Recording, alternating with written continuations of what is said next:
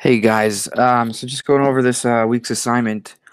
So for number one, what I had decided that the mom so had the recessive for the first two, and then the MN, and then the dad had the I with a capital A, and then the lowercase I, and then the heterozygous for the R, and then was both M's, and then that would make the child recessive for the first two, and then um, it would be homozygous dominant or just homozygous, I guess, but for the M as well. So going on to B, just doing the crosses, I got this. So I got 1/4. So the probability would be, or the proportion, I guess, would be 1/4, 1/4, and 1/2 for each of those. That would fit into that scenario, and it would be 1/32.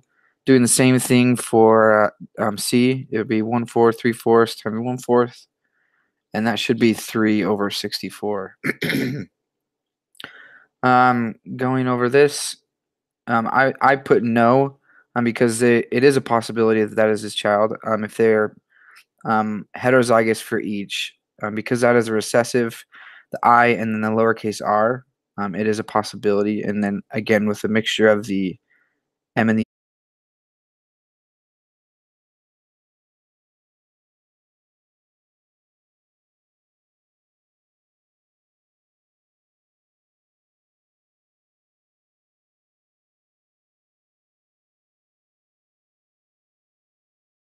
heterozygous for the R on the first, homozygous recessive on the second right there, and then homozygous recessive on the other both.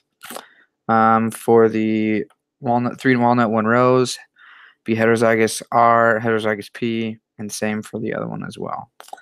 So going on to number 3, so chestnut and cremello would be considered the true breeding. They'd be homozygous, and palomino would be heterozygous.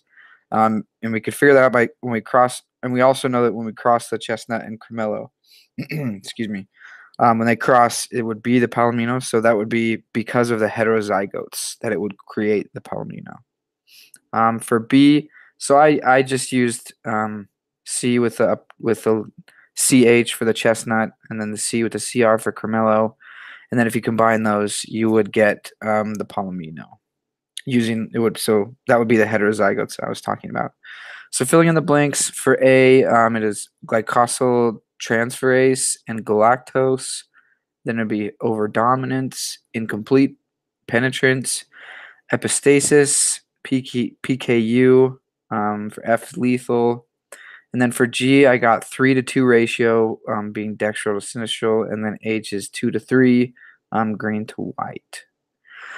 And then for number 5, for A, so I got it'd be B and S, mixed with an S and S, and that would get you the 50 and 50.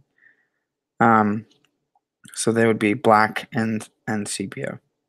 And then for B, the 75% 25 would I did S and C crossed with an S and C, and that would give you 75% sepia, and then right there you get the 25% cream. For the C, 50, 25, and 25, I had BW crossed with an SW, and that would get you 50% black right there, and then 25% sepia and 25% white. And then for D, I'm going to get 75% black and white and 45% white. It would be B and W crossed with another B and W. So you'd see right there, since B is more dominant to the white, you'd get 75% black, and then right there, your 25% offspring. So that's that. Thanks, guys.